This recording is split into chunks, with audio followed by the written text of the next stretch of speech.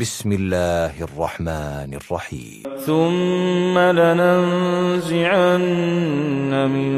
كل شيعة أيهم أشد على الرحمن عتيا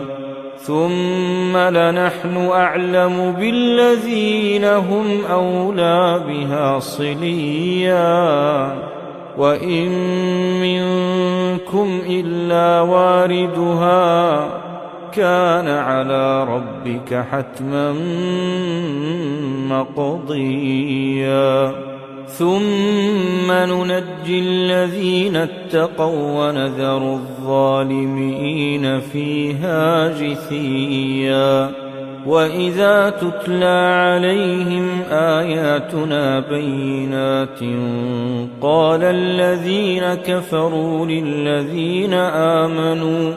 قال الذين كفروا للذين آمنوا أي الفريقين خير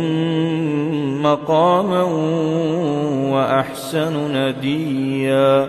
وكم أهلكنا قبلهم من قرن هم أحسن أثاثا ورئيا قل من كان في الضلالة فليمدد له الرحمن مدا حتى إذا رأوا ما يوعدون إما العذاب وإما الساعة فسيعلمون من هو شر مكانا وأضعف جندا ويزيد الله الذين اهتدوا هدى والباقيات الصالحات خير عند ربك ثوابا وخير مردا أفرأيت الذي كفر بآياتنا وقال لأوتين مالا وولدا أطلع الغيب أم اتخذ عند الرحمن عهدا كلا سنكتب ما يقول ونمد له من العذاب مدا ونرثه ما يقول ويأتينا فردا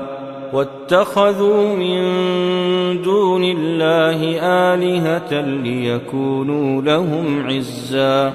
كلا سيكفرون بعبادتهم ويكونون عليهم ضدا ألم تر أنا أرسلنا الشياطين على الكافرين تؤزهم أزا فلا تعجل عليهم إنما نعد لهم عدا يوم نحشر المتقين إلى الرحمن وفدا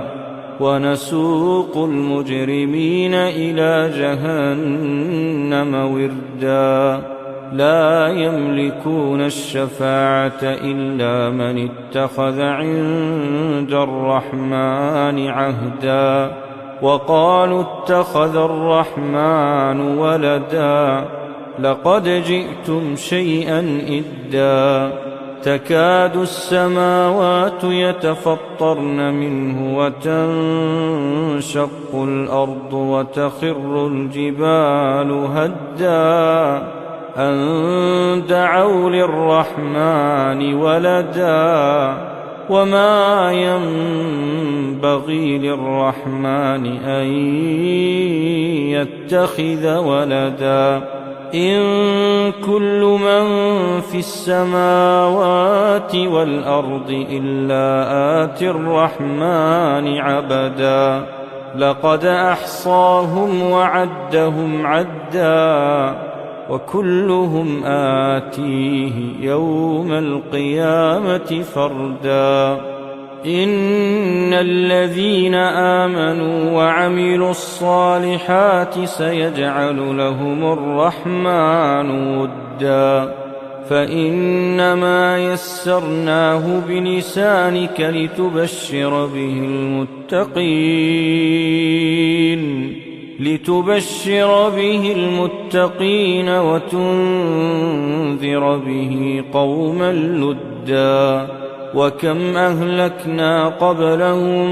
من قرن هل تحس منهم